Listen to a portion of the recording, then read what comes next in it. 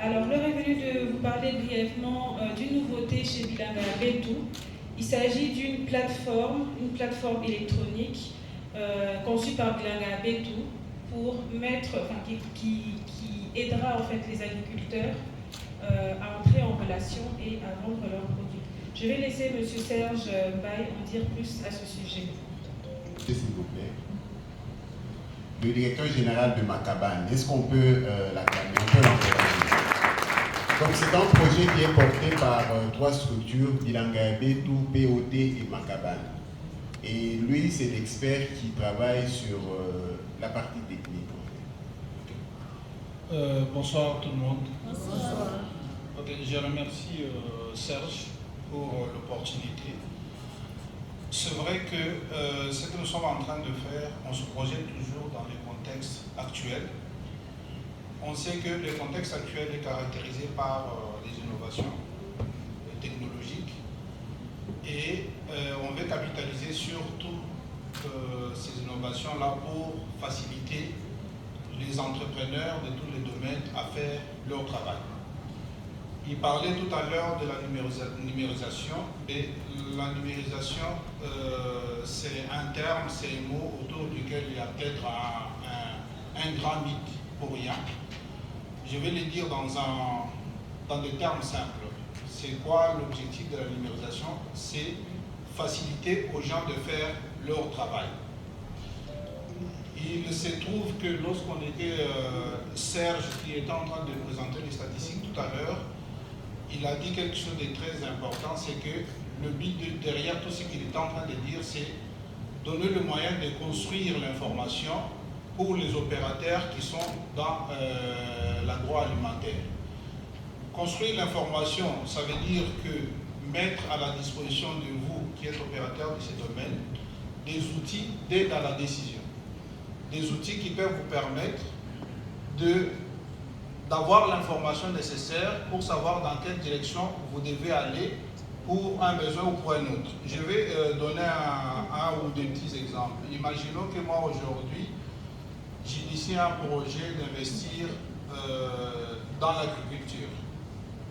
En tant que profane, la première difficulté que je vais avoir, c'est de savoir par qui je vais me faire accompagner. Il faut que je trouve des gens qui ont l'expertise nécessaire dans le domaine pour que je puisse me faire accompagner afin d'avoir atteint l'objectif de mon projet.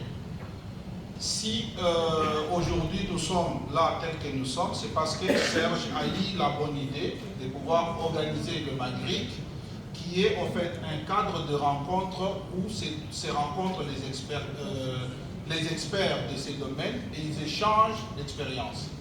Le Magric, comme Serge l'a dit, va faire une semaine. Après une semaine, tout ce monde se volatilise.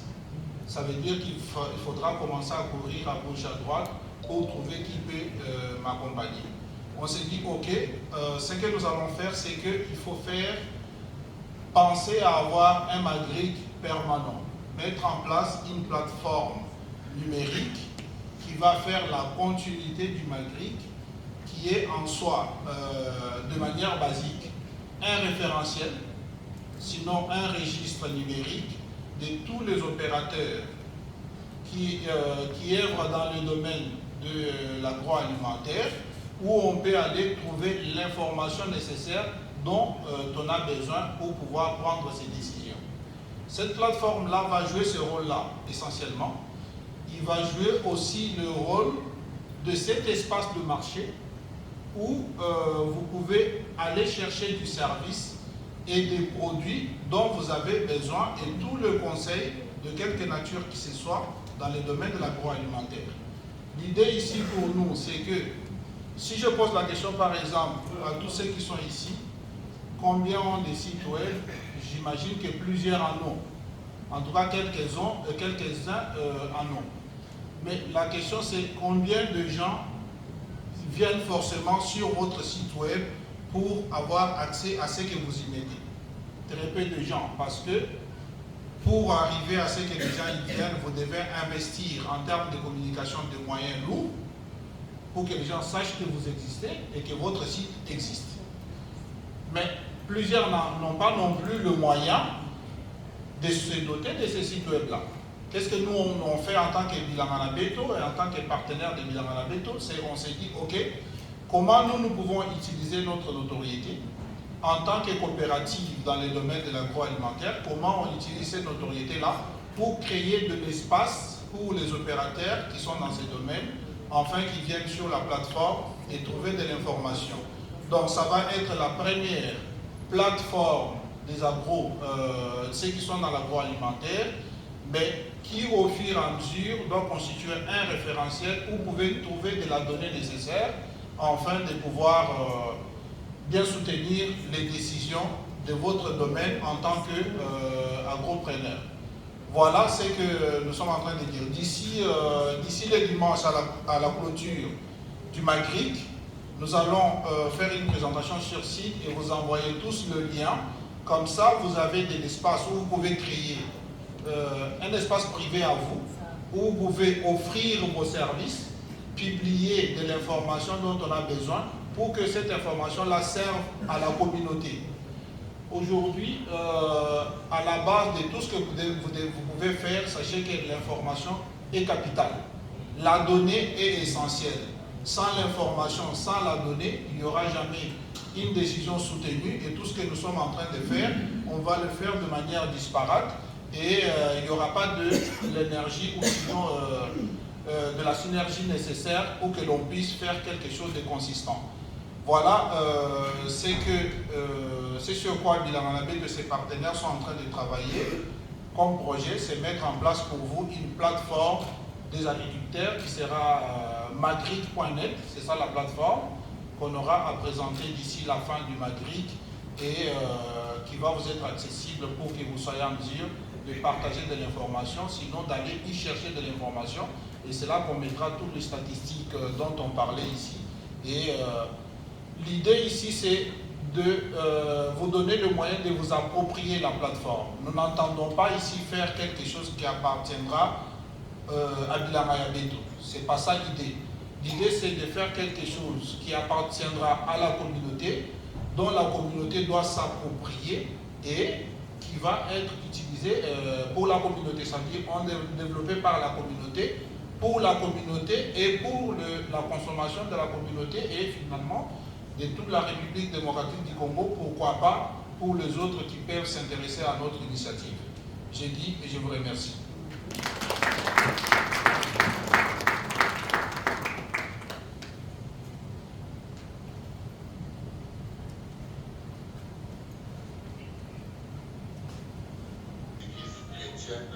Dans mon pays, la RDC. Et maintenant, je suis pasteur dans les églises en Europe depuis plus ou moins 30 ans. Et je suis aussi aumônier de prison, aumônier d'un grand centre psychiatrique à tourner en Belgique. Qu'entendez-vous par pionnier? Pionnier, c'est quelqu'un qui est au début d'une œuvre ou d'une entreprise et qui initie ou qui participe à cette œuvre-là, à cette entreprise-là, et qui fait évoluer. Aujourd'hui, on parle de vous comme pionnier. Pouvez-vous nous dire quel est votre sentiment vis-à-vis de ça? J'ai un grand sentiment de reconnaissance et de joie parce qu'il y en a une gratitude qui me fait penser à ces versets de Hébreux 6, verset 10, qui dit car Dieu n'est pas injuste pour oublier votre travail et l'amour que vous avez montré pour son nom, ayant rendu et rendant encore le service au sein. Donc c'est vraiment une reconnaissance et je voudrais dire merci à mon Dieu, merci aussi à l'apôtre Roland Dallot qui m'a téléphoné et qui m'a parlé de ce livre. Quel est votre souhait pour les jeunes de cette génération qui évoluent dans ces domaines? Je voudrais dire à ces jeunes, de manière générale, soyez attachés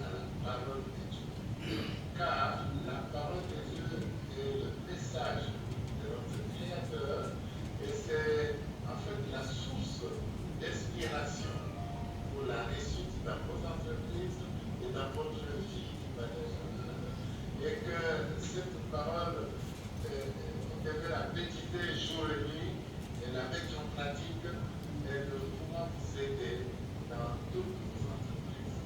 Amen. Alors, nous lisons paix à l'âme du révérend pasteur Marcel Kabisekela Mujanaï, qui était un membre très dynamique de Bilanga Betu, qui nous a quittés l'année passée en 2023.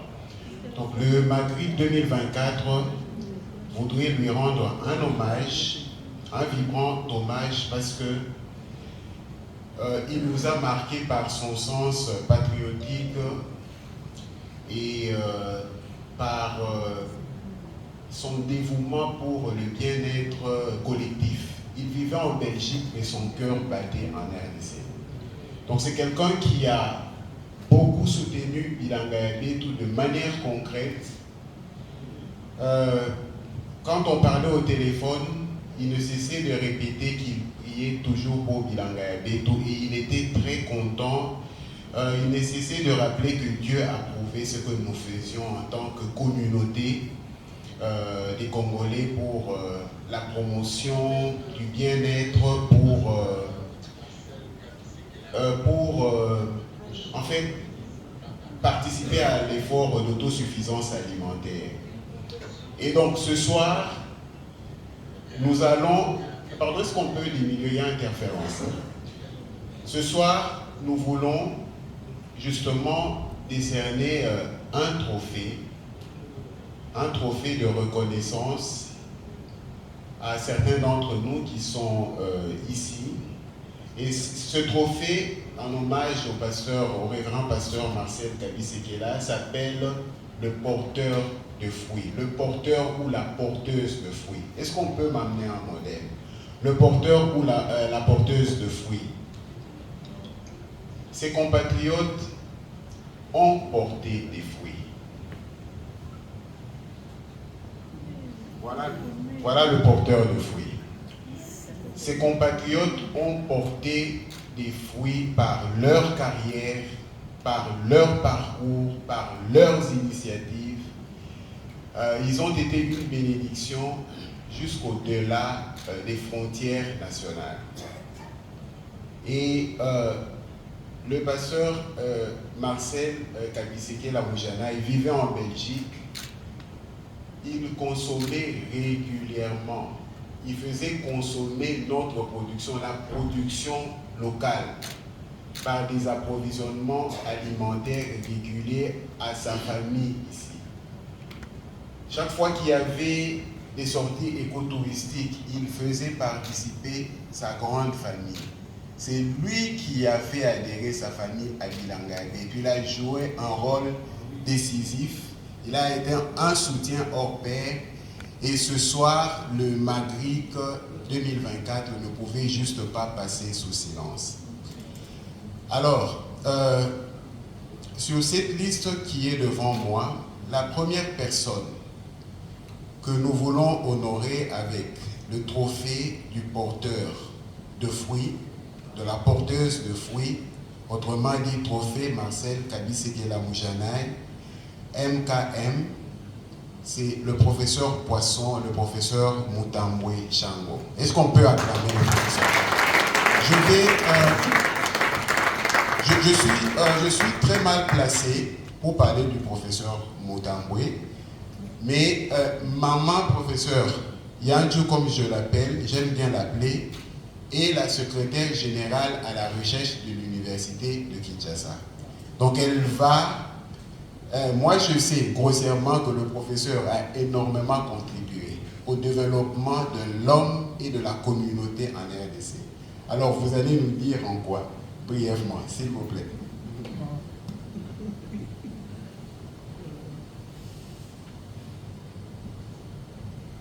Merci.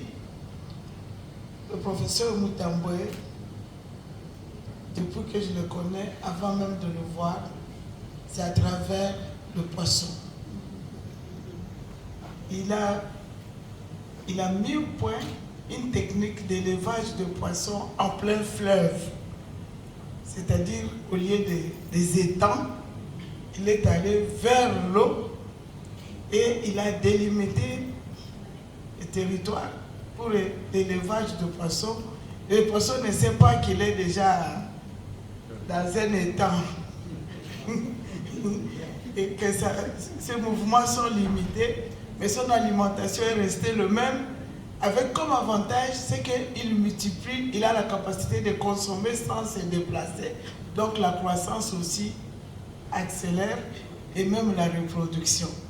Et un autre élément du professeur Mutambwe, c'est quelqu'un, pour la première fois que j'ai vu, quelqu'un qui pense qu'en dehors de tilapia et de quoi, que si on veut élever le poisson, en fonction de chaque rivière, il y a moyen d'élever le poisson caractéristique de la rivière, c'est-à-dire qui sont liés aux habitudes alimentaires de la population qui va consommer. Donc c'est quelqu'un qui travaille. Il a fait des étangs, il a mené de nouvelles technologies comme la fécondation, l'insémination et la production, même des étangs hors sol, avant que je ne vois chez les autres, et il est reconnu. Je ne veux pas parler ici des publications scientifiques, ça c'est ce qui reste là-bas. Mais ce n'est pas ça qui fait manger, hein, parce que vous ne savez même pas le contenu. Mais au moins, ce que j'ai vu, l'université et société, le professeur Mutambwe en a fait à Maluku, chez lui à la maison, même dans les aquariums de la maison, vous trouvez l'élevage des poissons, et c'est ce qui m'a fait croire qu'on peut élever les poissons plus facilement que les poules, par exemple. Je vous remercie. Merci beaucoup. Et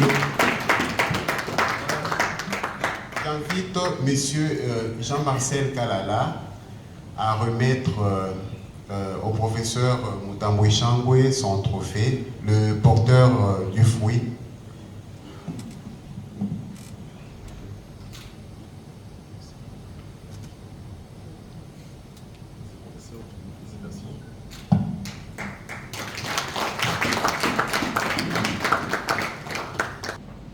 Me réjouis. Je dois vous dire que je suis plus qu'heureux. Et comme un poisson dans l'eau non polluée.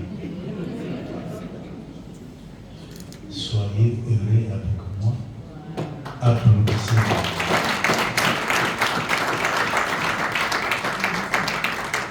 Que vous dire? Allez, le mot me manque. Le mot me manque et je suis avec vous. Tout ce que vous faites, je suis là. Manger le poisson, utiliser comme trait d'union, et tout ira pour le mieux. Merci beaucoup.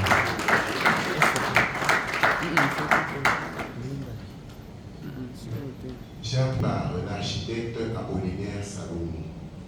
Mais c'est encore l'université qui va nous renseigner sur le professeur Adrien Kalonji. Hier, il y a un étudiant qui a couru pour me dire le professeur Kalonji est là, le professeur Kalonji est là. Je suis allé, il était sur le stand du CGA Krenka. Et on me l'a encore présenté par les professeurs qui étaient là. Vraiment, le professeur, tout ce que nous avons présenté parce qu'ils sont passés en atelier. Le nucléaire, le nucléaire fait peur. Et hier, nous étions très étonnés de découvrir qu'il y avait des applications justement du nucléaire, d'irradiation dans le secteur agronomique, agricole, sur les plantes. Et donc c'était très bien qu'on pouvait utiliser dans l'agroalimentaire, la conservation des produits alimentaires. Et beaucoup de ce type de travaux étaient attribués au professeur Adrien Kalonji. Madame professeure, la secrétaire générale à la recherche, votre commentaire, c'est... Professeur Adrien Kalonji, si c'était dans la médecine humaine, on allait dire c'est le médecin, peut-être pédiatre pour les enfants, gynécologue pour les femmes, mais le professeur Adrien Kalonji, c'est le médecin des plantes. Donc c'est celui qui soigne ou qui sait diagnostiquer ou prévenir. Donc cette spécialité, c'est les maladies des plantes, et spécialement le manioc. Il y a une maladie, vous vous souvenez, à un certain moment, on avait même perdu le manioc dans les bassins de production dans la province de Bandundu du Congo central. Je me souviens, les consommateurs du foufou commençaient à transformer les riz en farine pour en faire des foufous, et on appelait ça « je regrette ». Parce qu'on a besoin de manger le foufou. Pourquoi? Parce qu'il y avait des maladies qui ont dissipé. Et sur le plan national, le professeur Kalonji, c'est le plus grand. Si on trouve des phytopathologistes à Lubumbashi, donc qui ont travaillé, qui ont développé des espèces de variétés résistantes aux maladies, et on peut le trouver dans toute la République, de Yangambi, de Lubumbashi, dans toutes les provinces, c'est grâce au professeur Kalonji. C'est vraiment l'héros dans l'ombre. Il n'a jamais été dans un poste. C'est ce que je me suis toujours demandé, mais c'est le plus grand conseiller de tout le monde qui est dans le poste, que ce soit les ministres, que ce soit qui dans les politiques, les stratégies de développement de l'agriculture en RDC, c'est le professeur Kalonji. Et comme vous le prenez avec le cacao, avec le café, sachez que le professeur Kalonji est là pour vous donner les conseils qu'il faut et même pour vous conseiller des variétés qu'il faut et qui vont faire de vous un grand dans l'agriculture. Et donc, c'est le médecin de toutes les plantes. Sans lui, malgré les variétés, le développement des variétés, l'intensification de la culture du manioc serait inutile parce qu'il y a des maladies qui ravagent, qui ont été mises au point pour la première, identifiées pour la première fois, c'était dans son laboratoire avec son encadrement. Et aujourd'hui, tout le monde a compris qu'il ne s'agit pas d'un virus, mais plutôt d'un autre micro-organisme qu'on combat. Et c'est ça le professeur Kalonji dans l'agriculture. Merci beaucoup. Merci beaucoup. Alors, j'invite l'architecte Apollinaire Salomon pour la remise de ce trophée.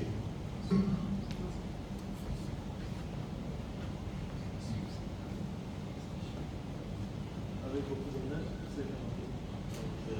Avec beaucoup d'honneur. Merci, merci.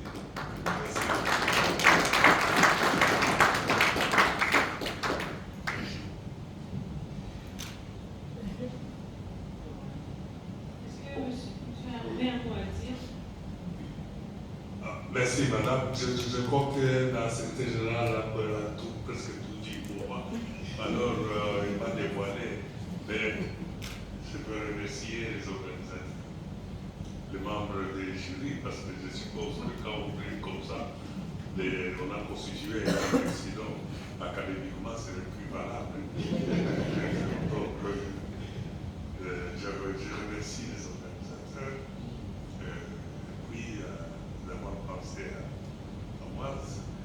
Ça, je vous disais ici qu'il y a eu un groupe de mes anciens étudiants qui ont couru pour dire que le patriarche était là. Et j'étais très très ravi d'apprendre et de me rappeler ce que je disais, parce que les étudiants me demandaient toujours, mais comment va Christian? Comment va Christian? Parce que Christian, à cette époque-là, avait 5 ans. Et je le vantais dans les auditoires quand je pose des questions à mes anciens étudiants. Et quand ils ne répondent pas, je leur disais le nom de mon petit-fils Christian à la maison avant même que je termine la question. Il répond déjà. Donc il était beaucoup plus âgé. En tout cas, je suis heureux et surtout que ceci soit nourri à moi ce n'est pas dire que je suis le meilleur parmi tout le monde, non. Je crois que j'ai d'autres qualités que peut-être les gens peuvent apprécier dans le domaine qui est le mien. Je suis très à l'aise. Et parfois, je suis aussi plus à l'aise dans le domaine des autres, que eux-mêmes ne maîtrisent pas. Et je préfère que beaucoup d'autres personnes parlent de moi. Mais dans la filière qui est la nôtre, c'est-à-dire celle de pouvoir protéger la culture, eh bien, nous avons constitué presque une dynastie qui ferait qu'il y a des références qui s'appuient sur. En tout cas, je remercie tous les amis qui sont en train de m'écouter. J'ai vu dans l'auditoire un Christian, que ça a été parmi les gens qui cherchent à voir mon Christian à moi. En tout cas, merci beaucoup à vous tous. Merci, professeur. Je peux... Merci, professeur. Alors, le suivant sur la liste, c'est le professeur Lumbungu Kabamba. Cher professeur, le Magritte 2024 a l'insigne privilège de vous décerner le trophée du porteur de fruits. Nous pensons à tous ces étudiants que vous avez formés au travers de la République. Nous pensons à vos travaux scientifiques de haute facture. Quelqu'un me disait la fertilisation du sol, les amendements du sol, il faut aller voir ce monsieur. Mais comme je parle toujours sous contrôle de Madame la secrétaire générale à la recherche, donc je préfère être moins bavard et lui donner la parole. Pour présenter le professeur, je pense que la remise sera faite par Monsieur Jean Goy, qui est dans la salle, qui va remettre le trophée au professeur Lumbungu Kabamba. Allez-y pour madame. Oui, le professeur Lumbungu Kabamba, moi je l'ai connu, j'étais encore étudiante, quand je l'ai connu dans la fertilisation. Et chaque fois, je crois que tout le monde qui est dans l'agriculture connaît le rôle des fertilisants et d'où viennent nos fertilisants, même ceux qui ne sont pas appropriés. Et le professeur Lumbungu Kabamba s'est donné comme tâche de chercher comment améliorer le sol dans les normes en respectant les propriétés du sol. C'est comme ça qu'il a mis au point une technique de fertilisation. Tout le monde parle de bio. Bio, c'est quoi? Est-ce que vous êtes sûr que là on a cultivé, on n'a pas mis des engrais chimiques? Voilà le professeur Lumbungu Kabamba, qui est celui qui peut vous dire si votre produit là est bio. Souvent on dit bio parce qu'on l'a récolté, alors après après avoir pulvérisé, même d'une manière excessive, des engrais même rejetés dans d'autres pays. Et voilà, le professeur Lumbungu a un grand apport dans l'agriculture. Vous comprenez que vous pouvez planter, mais vous pouvez ne pas récolter, ou bien vous pouvez récolter avec des produits toxiques parce que vous avez utilisé de mauvais engrais, alors que nous avons quelqu'un qui s'est donné toute la vie dans la recherche des engrais selon les variétés, selon les sols et selon la richesse des demandes nutritives qu'il faut apporter à la plante. C'est le professeur Lumbungu. Merci beaucoup. Monsieur Jean Goy, vous allez remettre ce trophée, le porteur de fruits, au professeur Lumbungu Kabamba.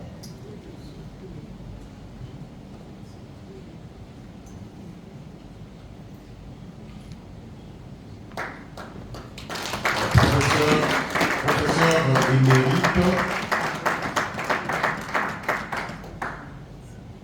Vous avez porté beaucoup de fruits des étudiants scientifiques qui ont reçu vos théories, qui les ont mis en pratique et qui ont porté des fruits avec nous. Et pour cela, Bilanga Betu, notre CERN, c'est un beau cadeau du Maghreb 2024 pour porter des fruits. Et j'ai l'honneur de vous le remettre.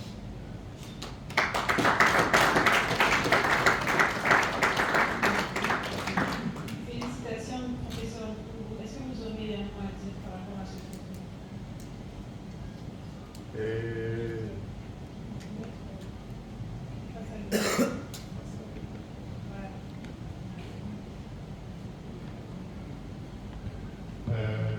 La première chose, je me souviens d'une visite de quelqu'un que je ne connaissais pas, qui était entré dans mon bureau. Il s'était présenté, Dr. Serge. Bon, Dr. Serge. Il m'a dit ce qu'il était, ce qu'il est arrivé à faire, ce qu'il aurait voulu parler avec moi, et on s'était séparés. On s'était séparés avec une carte en main. Donc moi, dans mes activités, je pense avoir peut-être suivi la Genèse. Nous, l'homme, nous sommes venus tout à fait à la fin de la création. Parce que si on venait avant, on n'avait rien à manger. Pour manger, la plante est venue avant.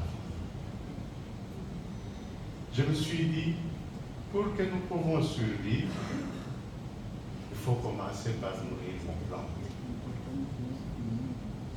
Et voilà pourquoi j'ai cherché cette voie-là, pour que le préalable pour que nous puissions vivre, puisse vivre, même si nous pensons que la plante vit d'elle-même. Oui, elle vit d'elle-même dans la nature. Elle vit d'elle-même quand on ne la dérange pas. Mais quand on la déplace d'un endroit à un autre, quand on la place dans des conditions où on a déjà exploité 1, 2, 3 fois, c'est normal qu'elle puisse se réclamer à manger. Et ce manger, il est très important pour nous parce que nous ne sommes pas capables de pouvoir produire ce que nous pouvons manger. Par contre, la plante, elle, avec le soleil, avec les sols, avec l'environnement, elle peut se nourrir. Merci. Merci, cher professeur. Alors, le prochain, il s'agit du révérend frère Nestor Kolela.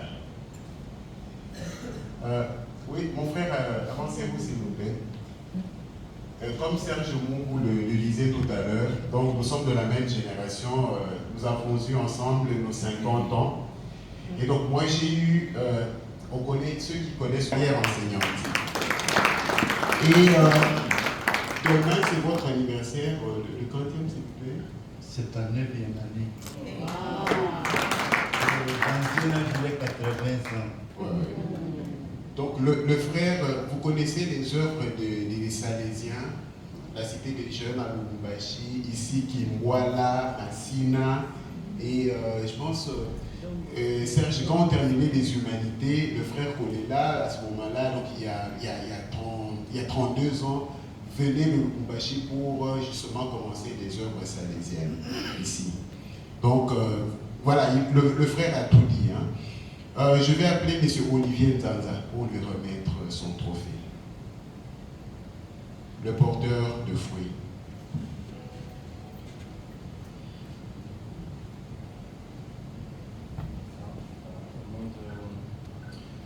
Du Magric et du Bilingual Bétou, je vous remets le prix donc de ce porteur de fruits. Et je vous remercie pour ce que vous avez fait pour le docteur Serge, jusqu'à ce jour. Merci beaucoup.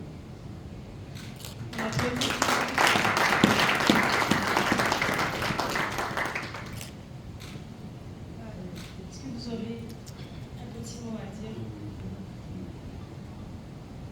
D'abord, un grand merci aux organisateurs, particulièrement à M. Serge, que j'ai connu comme un petit garçon à l'école primaire à Limara. C'était une des grandes écoles de la province du Katanga, où j'étais directeur. Eh bien, Serge, je le connaissais particulièrement parce que son père c'était un homme très actif. Quand les enseignants donnaient des devoirs aux enfants, et le papa venait pour prendre les enfants, eh bien, il trouvait par exemple une petite erreur dans le cahier, le devoir mal donné, il a couru chez moi. Frère, c'est quoi ça? Et alors après, un confrère m'avait aidé pour commencer une petite bibliothèque parce que j'aime bien lire et surtout faire lire les élèves. Et alors, Serge Petit, il était parmi ceux qui venaient demander des petits livres à lire. Il prenait après une semaine, il venait remettre comme tant d'autres, parce que là, à la bibliothèque, je ne voulais pas laisser quelqu'un d'autre s'en occuper. Ça, c'était quelque chose de très privé pour moi. Je préférais voir mes enfants et savoir ce qu'ils empruntaient. Le mercredi matin et samedi matin, c'était mon travail avant d'aller en classe. Et alors, j'avais 1350 élèves. Je connaissais chaque élève et je connaissais les parents de tous mes enfants. Et jusqu'à présent, il y a encore des parents qui viennent me voir où je suis, disent j'étais différent des autres. J'aimais les enfants et je connaissais les parents.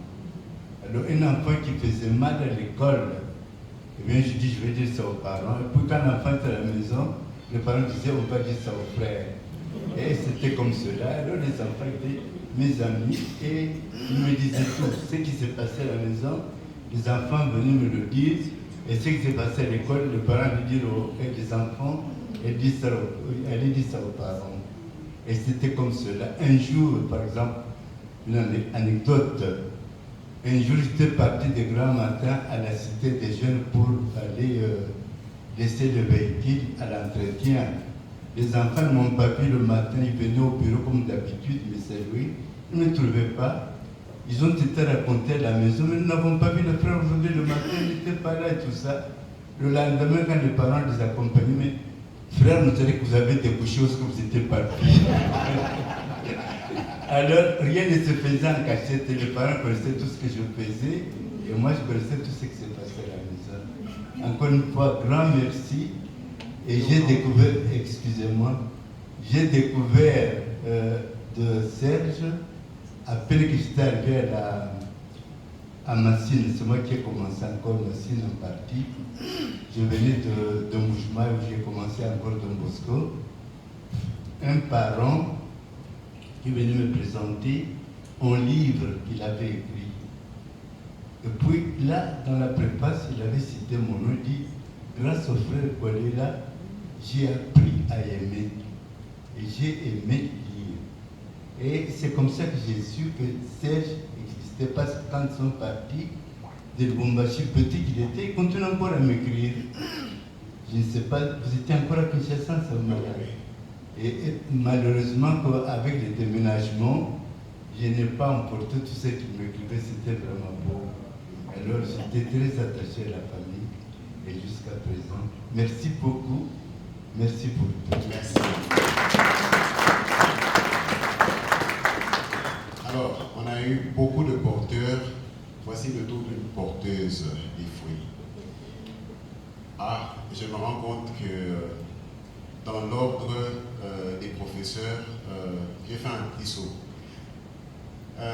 Madame la professeure secrétaire générale à la recherche de l'UNIKIN, Madame Marie-Claire Yanjou, elle va recevoir, elle c'est professeur Manioc. Je pense que voilà, cette appellation devrait résumer son travail, sa contribution à la communauté. Elle va recevoir son trophée de Madame Esther Goy.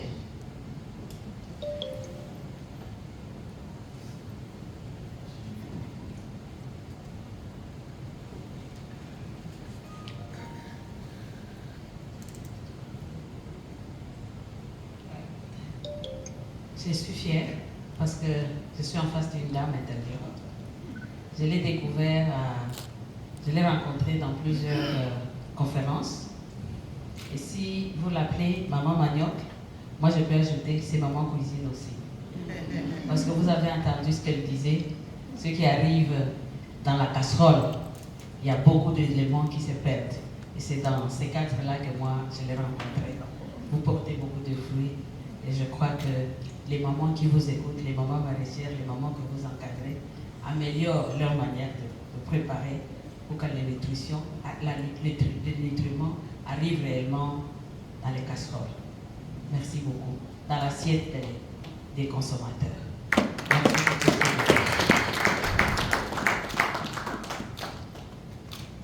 Je suis certaine que Madame Marie-Claire a aussi une histoire à raconter, une anecdote. Vraiment, je suis d'abord émue. Merci Serge. Je vous en prie. C'est une surprise, vous comprenez. Mais je suis très ravie d'être parmi les honorés aujourd'hui parce que, comme on dit, Manioc, c'est l'homme Zangatina et commis Tina de l'homme. Le manioc l'or blanc, je me souviens encore quand j'ai travaillé sur le manioc, surtout dans les recherches. Comme je disais, j'avais sollicité l'encadrement d'un professeur belge et il va me répondre. Bon, je n'ai même plus de souvenirs que j'avais travaillé sur le manioc. Or, il avait travaillé sur le manioc quand il était encore ici. Je n'ai même plus souvenir de cette histoire qui n'a même pas d'importance. Et depuis lors, j'avais arrêté de chercher des collaborations avec les professeurs belges, je crois. Je me suis révolté un peu. Et aujourd'hui, le manioc est à cette place. C'est vraiment un honneur. Et je me souviens, il y a un professeur, ancien ministre de l'enseignement, qui parlait de moi dans une salle de conférence. Moi, je devais intervenir après. Et il m'a cité 3 fois dans sa présentation. Il montrait comment les recherches n'étaient pas soutenues dans notre pays, alors que lui-même était ministre de l'enseignement supérieur des recherches scientifiques. Maintenant, comme il avait quitté le gouvernement, il a commencé à critiquer, mais en montrant tout ce que je faisais, que le gouvernement ne s'en occupe pas. Alors je me suis approché vers lui, moi j'ai dit, au moins maintenant je peux mourir en paix parce qu'il y a quelqu'un qui peut faire mon oraison funèbre. Tout ce que j'ai suivi là, vraiment, je suis très contente. Il dit non, toi tu ne dois pas mourir. Tu ne peux pas mourir maintenant. Parce que avant de mourir, tu dois laisser le manioc sur la table de tout le monde. Et voilà, aujourd'hui, le manioc est sur la table. Et Serge a pris soin de m'honorer avant que je ne meure. Parce que souvent, c'est après qu'on commence à déposer tout ceci. Je suis vraiment très fier. Merci. Alors, nous allons appeler le représentant de Madame Marie Vivier, qui est la promotrice des écoles chrétiennes La Source de Vie. Cette grande dame de grand cœur, mère d'une famille très nombreuse, avec des initiatives sociales, des initiatives culturelles, éducatives, a porté beaucoup de fruits et le Magric voudrait la récompenser ce soir. Le trophée sera décerné par Monsieur Lucien Bafoifoua.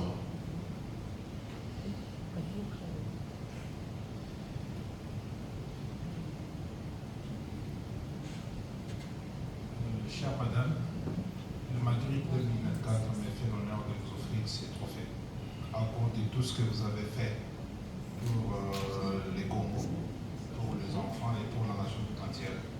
Vous le méritez et je vous prie de bien vouloir l'accepter.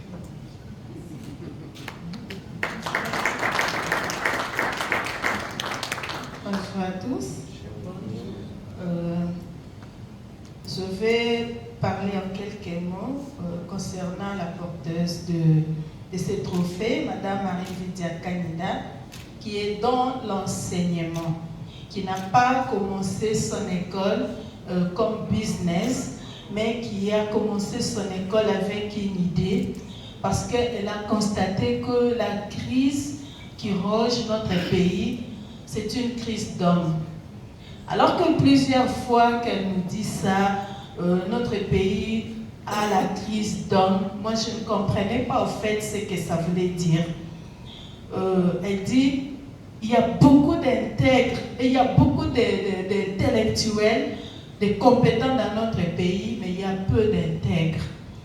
Et j'ai commencé à les vivre avec, surtout que je commençais à m'intéresser un peu à ce qui se passe au pays. Je vois comment l'actuel président souffre. Chaque personne à qui il investit de sa confiance, il est toujours déçu. Vous comprenez combien de sommes qui sont détournées dans ces pays. Ça prouve à suffisance que notre pays n'a pas d'intègre. Il y a des intelligents qui sont très intelligents. Avec cette intelligence, ils sont capables de détourner, de voler sans laisser des traces. Alors, il faut s'investir à enseigner les enfants, apprendre aux enfants comment être intègres. Et cela s'est fait au moyen de la pédagogie christocentrique, où nos enseignements, notre pédagogie a comme Christ au centre.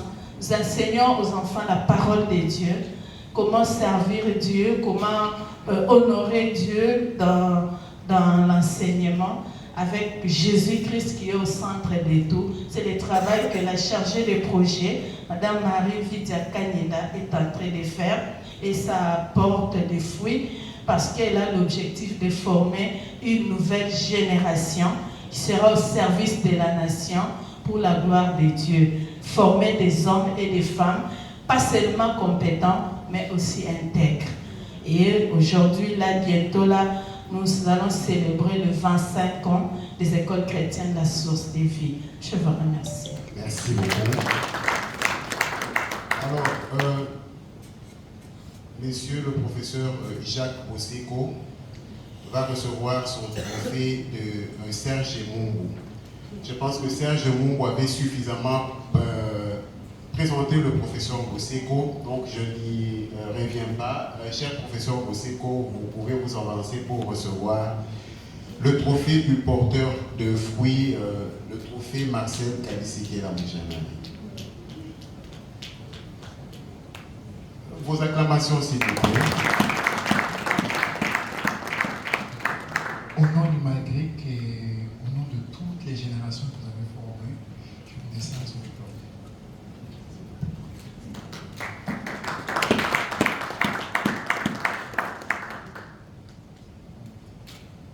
C'est juste un tout petit mot.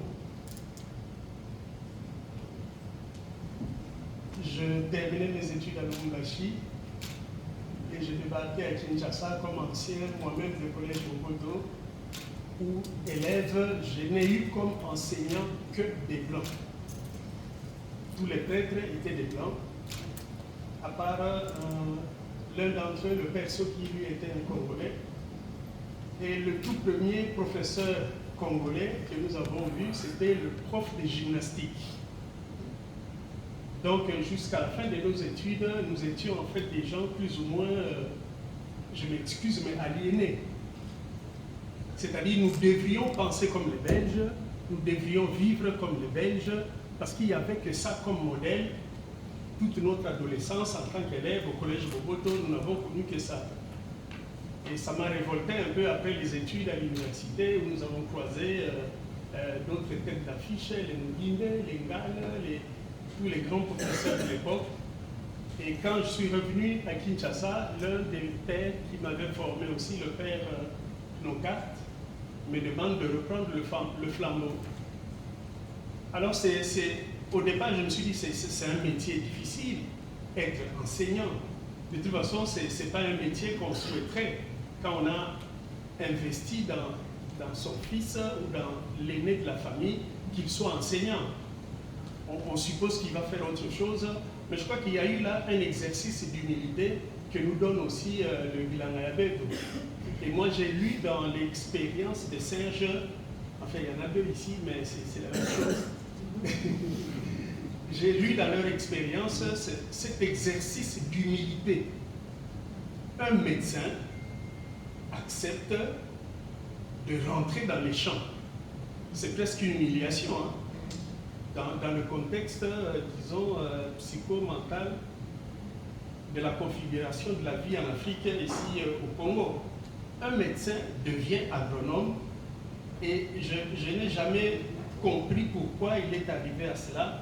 Mais en fait, je me suis dit, mais eux savent que je suis à la base, hein, probablement parce que j'ai voulu qu'ils soient autres que ce que nous étions. C'est-à-dire, il y avait moyen de transcender le modèle que nous présentions. En fait, pour nous, et c'est une génération, je m'excuse, hein, une génération perdue, nous préférons occuper des postes liés par des discours et peut-être paraître aussi. Mais l'exercice d'humilité que nous offre l'attachement à la terre, c'est un exercice évidemment traditionnel avec nos parents, avec nos ancêtres, mais en ville, trouver des jeunes gens, enfin des jeunes gens, c'est déjà la cinquantaine, hein. Mais vous m'excusez pour la parenthèse, hein. Moi j'ai la soixantaine et il a la cinquantaine. Ça signifie que j'ai commencé à enseigner aux alentours de 24 ans. Certaines de mes premières promotions, ce n'est pas la première promotion, hein. Donc il y en a qui avaient 19, 20 ans, donc il y avait un écart de 4 ans. Et déjà quand j'avais 40 ans, il y en a qui paraissaient plus vieux que moi. Et aujourd'hui, il y en a qui sont plus grands de taille que moi. Et je crois que c'est cet exercice d'humilité qui nous donne comme modèle, c'est-à-dire le bonheur, ce n'est pas d'occuper un poste. Et d'ailleurs, le poste, c'est momentané. Hein. La même personne qui était ministre, vous le retrouvez 2-3 ans après, c'est pratiquement méconnaissable. Hein. Ça, c'est la RDC. Ça signifie que si nous ne nous enracinons pas dans la terre, si nous ne prenons pas pour modèle cet exercice d'ascèse, de respecter la terre, je crois que nous sommes perdus. Et nous sommes perdus pour des générations et des générations. Et c'est comme ça que d'autres viennent, nous contrôlent, surveillent, et eux, ils s'enrichissent pendant que nous ne faisons que nous appauvrir parce qu'il nous manque cet attachement à la terre. La terre nous donne l'intelligence et nous questionne par les constances, par les éléments qu'il nous donne. Et il y a là un exercice d'humilité qui nous demande d'être humble. La plupart, nous ne sommes pas humbles. C'est comme ça que nous n'avons pas confiance en nous-mêmes. C'est cette perte de la confiance en nous-mêmes qui fait que nous ne sommes plus fidèles à ce que nous faisons. Je suis enseignant, je reste fidèle jusqu'au bout. La plupart d'entre nous, je suis enseignant dans l'espoir que un de mes anciens élèves ou étudiants deviendra, alors moi je vais occuper le cabinet. La fidélité à ce que l'on fait grâce à l'humilité, et je crois que c'est la leçon de Bilanga Beto. Je vous remercie. Merci professeur. Donc, Jacques Boseko, 40 ans de carrière enseignante, auteur, penseur, philosophe, auteur de l'ouvrage Le mythe d'Inakane, au-delà des nœuds et justement sur le même sujet. Alors, Monsieur Rick Poiti, le porteur de fruits, va recevoir son trophée de Madame Espérance. Madame Espérance, voudriez-vous décerner ce trophée? Alors, moi j'aime beaucoup ce nutritionniste. Je l'écoute avec beaucoup de plaisir et je pense qu'il faut lui rendre visite dans son atelier. C'est là que vous allez comprendre les fruits qu'il a portés en RDC.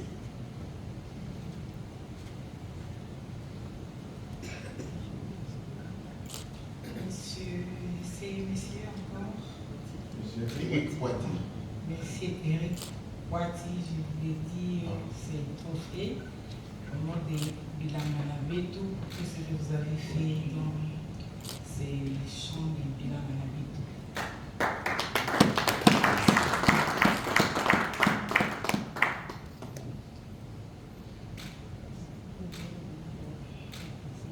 Merci et félicitations à vous. Ok. Alors, nous allons, pour aller plus vite et clôturer, parce que le cocktail nous attend, tout est calculé. Donc, je vais inviter Madame Sophie Ngalola va s'avancer, Monsieur Jean-Claude Ngikoulou va s'avancer, Madame Stéphanie Bombaté, Madame Claire Marel Nkunku, Madame Virginie Moine va s'avancer. Est-ce que le représentant de Madame Madeleine Massamba est là? Le représentant de Madame Marceline Kaosi?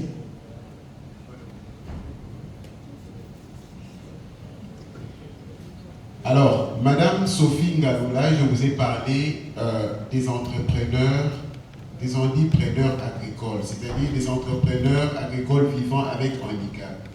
Madame Sophie Ngaloula est non-voyante. Dans une étude que j'étais en train de mener à Kinshasa, je suis allé lui rendre visite avec son groupe, son centre, le centre Bartimée. Elle dirige un projet agricole avec 17 personnes non-voyantes. Je me suis déplacé, je suis allé voir. Vous connaissez le relief de Mont Gafoula, il a plu ce jour-là. Donc nous sommes allés avec leur guide. C'est extraordinaire ce qu'ils font. Les personnes vivant avec handicap, partout, que ce soit à Kinkole, à Ntsele, au marché de la liberté, à Zikida, au grand marché, contribuent énormément à la chaîne de valeur agricole. Alors, pour décerner le trophée de la porteuse de fruits à Madame Sophie Ngaloula, Madame Dédi, j'ai vu Madame Dédi dans la salle, venez décerner, remettre le trophée à Madame Sophie Ngaloula. Madame Sophie Ngaloula travaillait comme enseignante, elle est la première diplômée de l'Institut pédagogique national, IPN à l'époque, je crois, en 1971.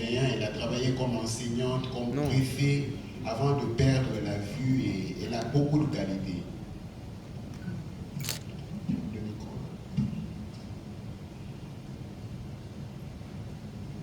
Madame Sophie Ngaloula, Bilangala Betu vous décerne ce trophée en qualité de tout ce que vous avez été pour ces Bilanga et Betu aujourd'hui. Merci. Merci beaucoup.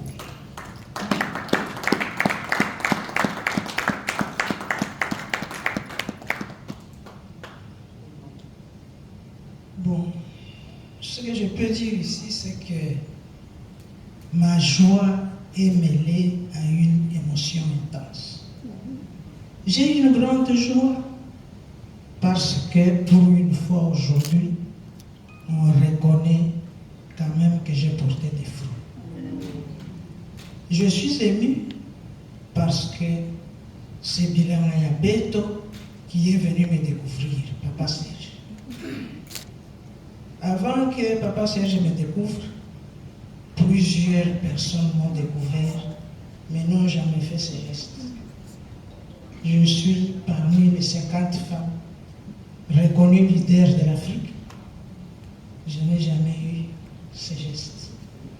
Je suis reconnu par l'Université de grandeur de Londres comme grandeur mondiale au même titre que le docteur Mukwege, mais jamais notre pays n'a pensé à m'honorer comme aujourd'hui.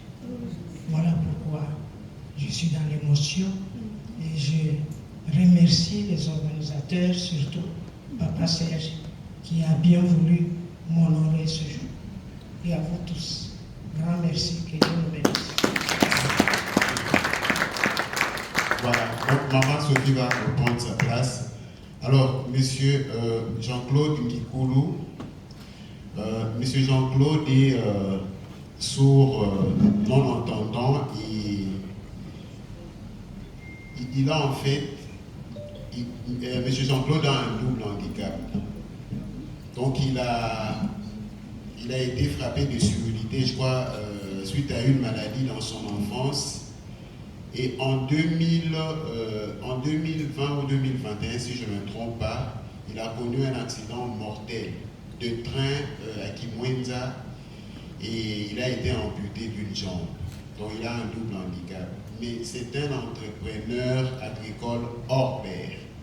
Hier, j'ai acheté un de ces canards. Professeur Yann, j'ai aussi acheté un canard de l'élevage de M. Jean-Claude. Et avec Maman Sophie Ngaloula, nous voulons reconnaître tous les entrepreneurs agricoles qui vivent avec handicap en RDC.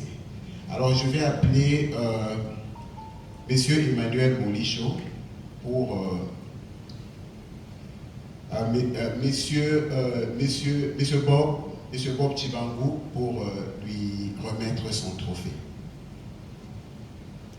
Voilà, est-ce qu'on peut acclamer Jean-Claude Nkikoulou? Et Jean-Claude a tenu une conférence, je pense, de 45 minutes ou 1 heure grâce à notre interprète professionnel, M. Paulin Makoko.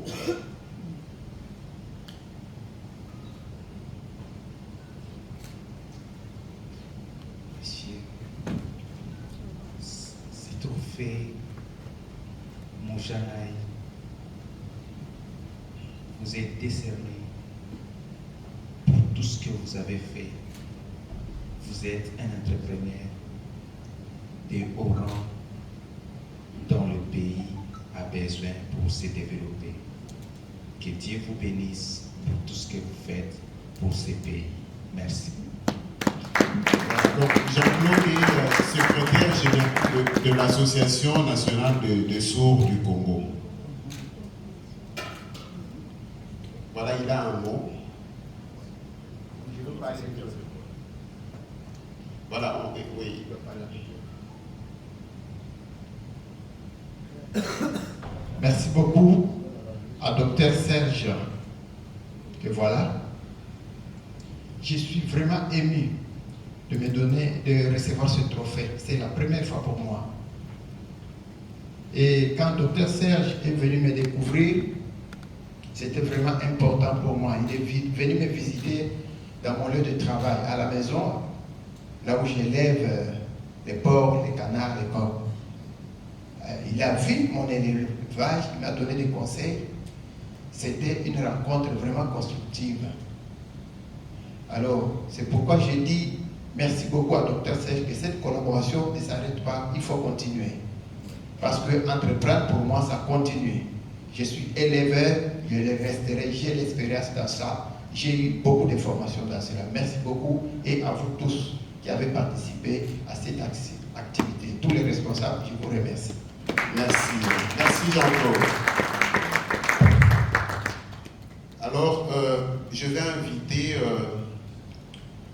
pour décerner la porteuse de